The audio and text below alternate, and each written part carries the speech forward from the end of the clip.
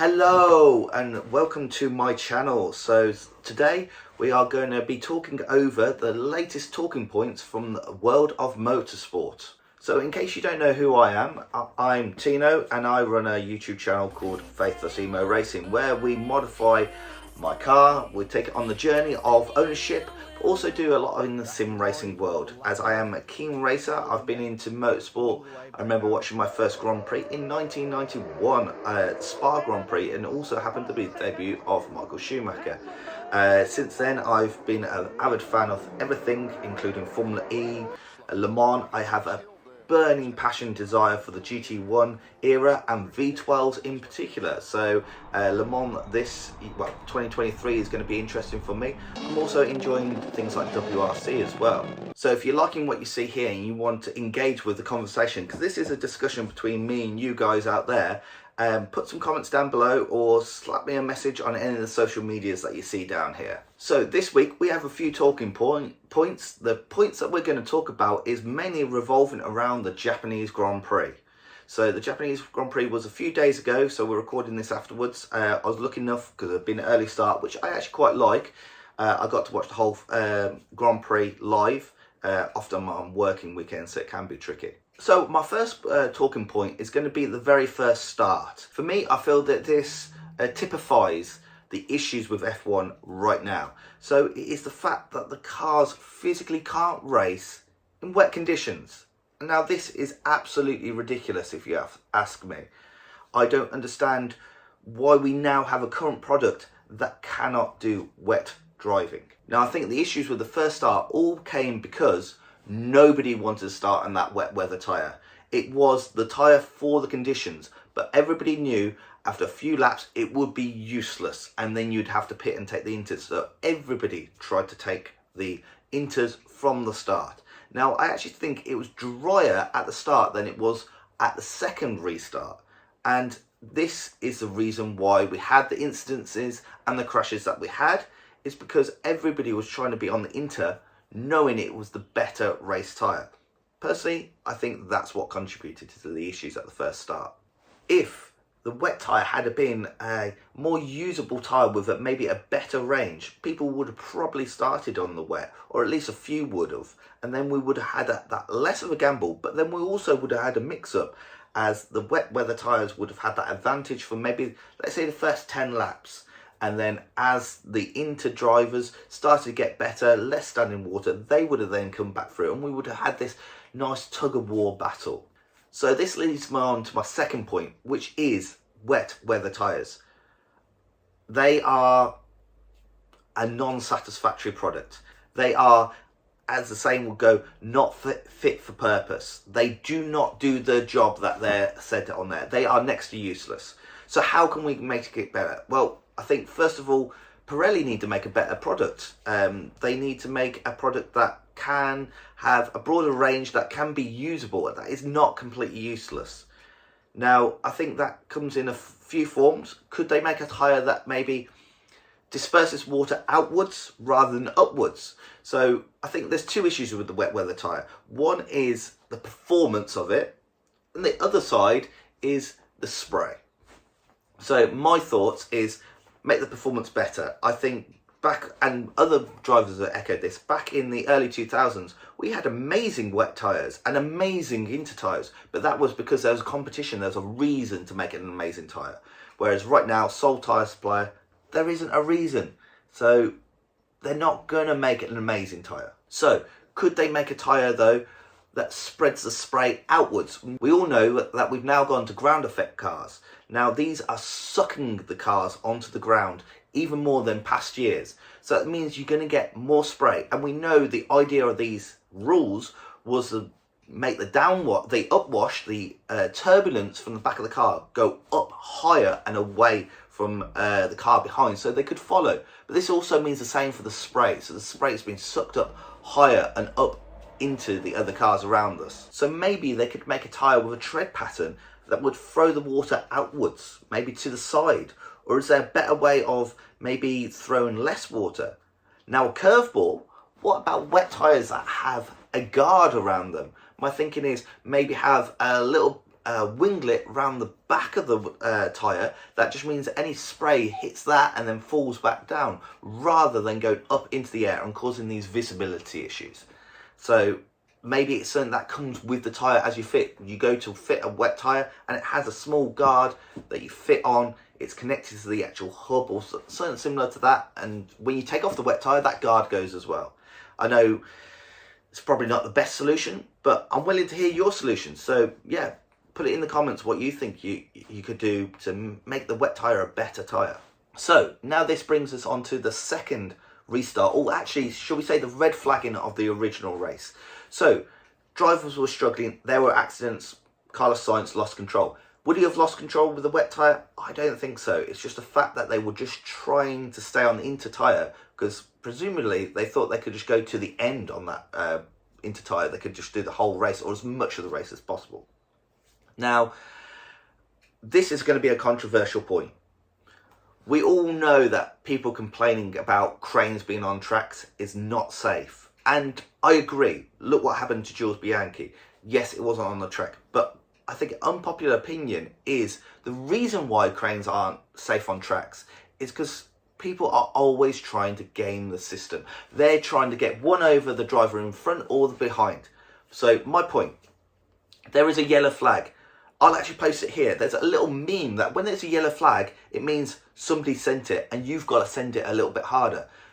People see yellow flags as a way of gaining an advantage, getting something over the driver ahead or behind, rather than what they really are. They are a warning that there is something ahead that you may need to slow down for. If it's double waved yellow flags, it means that at any point you need to be able to come to a complete stop in a controlled manner. Now, was Pierre Gasly doing that? From the report, he's doing 251 kph. That is an extreme speed. And he was saying there's poor visibility, he couldn't see, he could have hit this crane. But I'm afraid, Pierre, you knew there was a crash at that corner.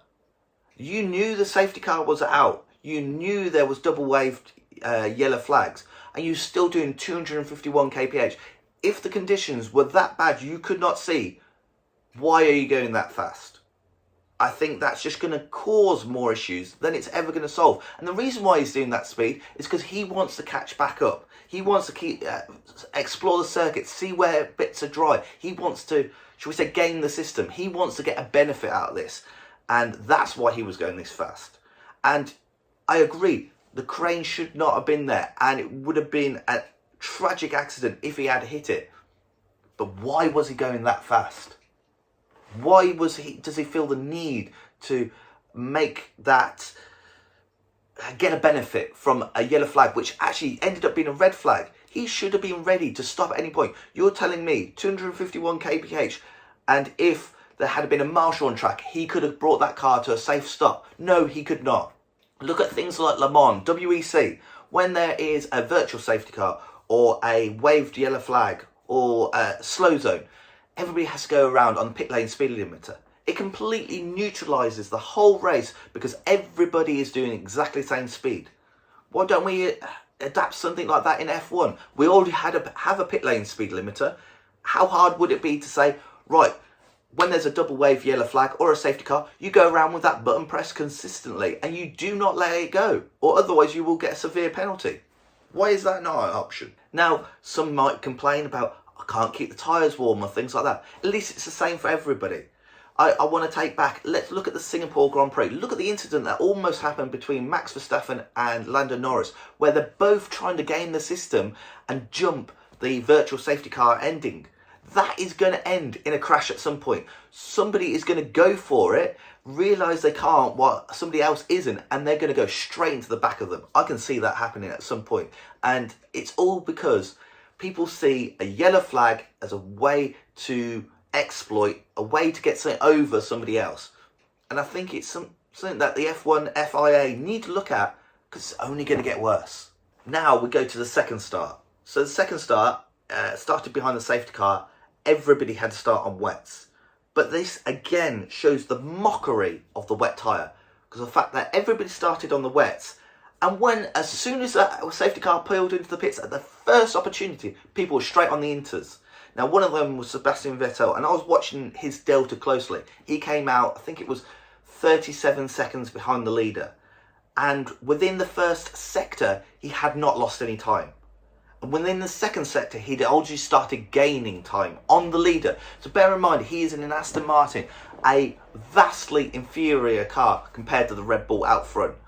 So that says something to you that the wets would have probably been fine in the first start, because I think it was wetter in at the second start. But the fact that drivers could switch and gain performance, this is why we had the incident at the start, because everybody wanted to be on that Inter tyre. It's shown it is a better tyre, and it just boggles my mind, the fact that within a couple of laps everybody had switched to Inters, and people were going 5-6 seconds a lap faster. Look at Mick Schumacher, he managed to stay out and took the lead.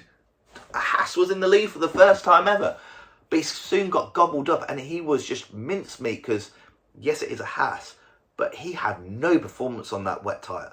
Leading into that, I think the fact that we was then time limited as well, the race was almost like a sprint race. It was like a sprint, it was almost like a sprint wet race.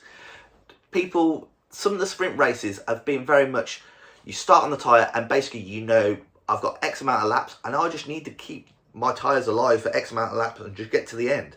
And it felt like that with the Grand Prix. It felt like they had the Inter tyres. As soon as they were on these Inter tyres, they were like, these need to last until the end. So we had this kind of stalemate, and it was livened up by a few people switching to new Inters, but I do feel like it was maybe a few laps too late. They should have struck while the iron was hot, I believe the phrase is, and got the benefit of those tyres. I have to say, one thing that I really enjoyed from this weekend's Grand Prix was the commentary from Jenson Button. It's been interesting as they've been mixing it up. Sometimes we've had Crofty and Martin in the booth. Sometimes we've even had Paul DeResta. And a couple of times we've had Jenson Button. But I really value his insights. I feel like sometimes you get drivers in the commentary booth who are saying wild things. Sometimes Nico Rosberg does say some wild things that I'm just like, I don't know whether that is even true. I'm going to believe you, but I'm not sure. But Jenson Button really has some insights, and you can tell he loves Suzuka. He loves the Japanese people, and he really loves that track. And he had some really good insights, and at times he called it as well. Switch to Inters a little bit earlier, get that benefit. And when he called it and said, you know what, I think they've left it too late, he was spot on.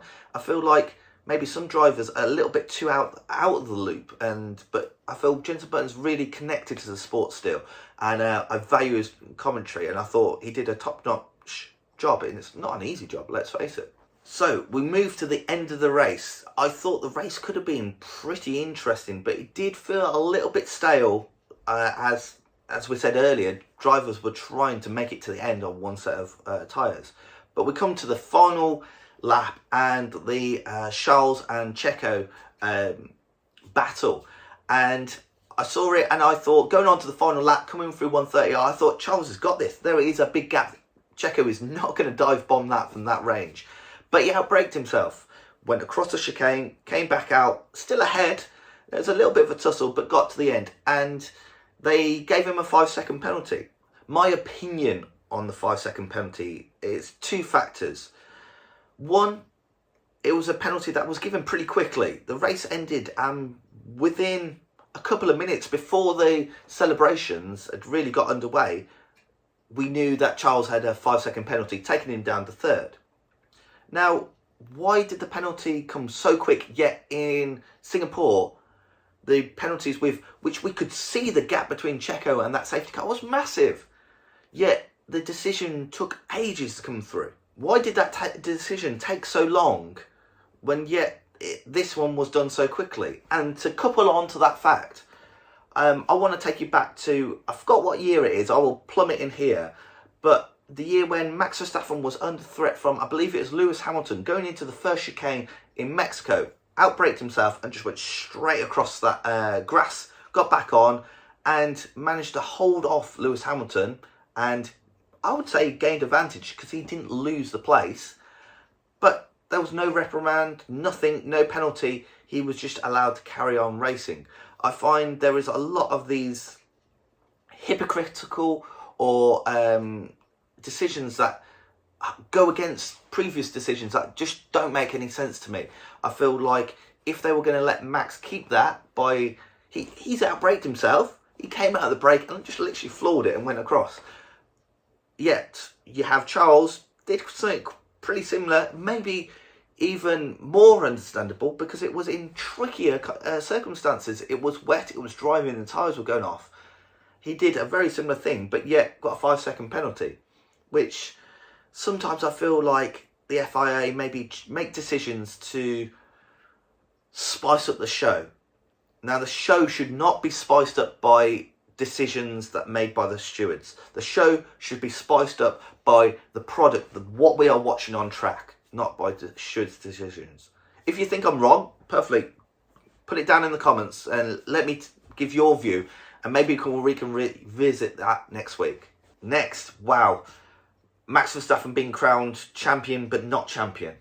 What the hell went on there? Oh my God, F1, the pinnacle of motorsport, and they could not get it right. You had people in the commentary booth, Crofty, saying he's not the champion. You had a graphic on the screen saying he is going to be the champion. You had people that know the sport inside out and have been doing this for decades. They didn't know what was going on. What does the casual fan, what does the Drive to Survive fan think of what's going on here? They've got no clue what's happening. We didn't have a clue what was happening. You had the race come to the end and Max saying, no, I'm not champion, I'm 1 point short. Then to be told he is champion. In fact, he had an interview, finished it, being told he's not champion, to then be re-interviewed, to be told he is the champion, to then be told he's not, to get him to sit on some sort of throne, to then feel pretty silly, so then comes off the throne because he's not champion, but he's not even sure. This is a multi-million pound industry with massive brands going in, and it looked completely amateur. It's not the first time F1 have done this where they've looked amateur, where, I have to say, I'm going to bring it up, Abu Dhabi 2021, the sport looked like an amateur sport, didn't know what it was doing. And again, this weekend, just ridiculous. How can we do that? A lot of sports, look at as an example, at the same weekend, we had the BTCC final and the DTM final. Look at that. There was celebration. The winner of the championship knew he had won the championship and got up on that podium and celebrated. They knew they were champion and they could embrace and celebrate something that is a commitment. You don't become a champion by accident. You could win a race by accident, fair enough, but you don't do a championship by accident. And you should be celebrated. You should embrace and enjoy that moment of winning a championship. But you can't when there's a mockery of it, because nobody knows what's going on, because there's certain peculiar rules that don't make any sense to anybody, and we don't know who won the title. I feel bad for Max. I feel like that his first title kind of was in a shadow, because was it going to be taken off him because certain procedures weren't going to be followed? Was there going to be people putting in grievances after the race and getting titles taken off them? It felt a bit muddy. And then his second title, the day he wins it, I haven't won it, I have won it, I don't know what is going on. It just seems nuts to me. But on that point, I do want to say a massive congratulations to Max Verstappen. I feel like the start of this season, he had it pretty tough, but that since second, third, fourth race of the year, he has by far been one of the best drivers on the grid, if not the best. Well, he's world champion, so he's going to be one of the best this year. I felt like he showed at the start, he felt like he wasn't connected to the car. He really got used to that car, and I think you have to look at the quality of a driver, because you're going to benchmark them against their teammate. Checco is a good driver and can get great results, but he looked like he was nowhere for the second half of this season. Since about Monaco, he was just left behind, and that shows a talent in Max. He is a very talented driver. I do question some of his tactics, some of the ways he drives. I don't agree with it. But somebody needs recognition for being a great driver, especially this year. And I think Max has done that. And will he be stopped? I personally think, I don't know a way he won't clean up and take every race this season, for the rest of the season. So yeah, props to Max. And my final talking point this week has to be the cost cap. Wow. This is recorded after the Grand Prix, so we have had the results of the cost cap. We now know in total Williams did not get a certificate for a procedural breach of the cost cap, but they were, I believe, fined earlier in the year. We now also know Aston Martin did something very similar, and we know Red Bull have done something similar as well as overspend. Now, if we go back to a previous point of the sport looking amateur, FIA, you are looking amateur right now. You dither on a result, you give a result, but then we've now been, it's been a couple of days, and we don't know what, if anything's happened because of that result. There's been no report of exactly what has been breached or what is the punishment. Now, I think you've backed yourself into a corner anyway, as the problem is you gone and said, right, we're going to give some results, and you kept on delaying it. We're now talking about financial results for the year that ended in 2021. It's now October. So it means your hands are now tied, because I don't think they can give a penalty of saying, right, if a team's overspent in a year, they're going to lose points for that year. Because the results have been and dusted, and they're 10 months ago. So you backed yourself into a corner there. So it means the punishments you can hand out can only be future. Now, my problem is with that. Formula One is a development sport. Now, if I spend more in 2021 and get a leg up for 2022, you could take resources off me in 2023, but I've already gained the benefit in 2022 and potentially going into 2023. If I'm 3 months ahead in 2022, I'm still going to be 3 months ahead going into 2023. So if you give me a penalty that takes 3 months of development off me, it's only going to equal me to where I was before. But yet I've reaped the benefit of 2021 and 2022. So I know other teams are going to make it seem as the benefit from overspending is as big as possible. But they do have a point. Like, I feel like if the FIA don't get hold of this, it could open the door for a team to go, you know what, we'll overspend. We'll throw some money at this and we'll take the penalty. We'll use a future analogy. We'll overspend in 2023. We'll make sure we win those titles. We're going to get more prize money for the next year because you finished higher up in the standings, and you go on to claim you are the champions of that year. Because are they going to take your title off you, 10 months down the line? No, they won't. That just makes the sport look silly again. It makes the sport look like an amateur sport again. So they're not going to do that. So you've got the benefit. You've got all the kudos. You can slap it on your engine brand's manufacturer's webpage, F1 champion 2023, 2024. And you've got the kudos. What does it matter? So how the FIA are going to police this cost cap going forward, I think makes a big difference, because they've got to be hard, but they've already set themselves up to make it hard for themselves. I'd love to hear your comments again down below or on my social media up here, because this is a discussion, and I really feel like this is make or break, and the FIA just doing themselves no justice at this point. I feel if I was Ross Brawn, I'd be grabbing the reins and pulling it in the direction that I want it to go, because somebody has to. I really feel that. Well, I hope you've enjoyed our discussion here on the channel, and if you have, smash a thumbs up, give it a like, give it a share. That's muchly appreciated, and we'll join you again hopefully next week for something similar. Until then, goodbye.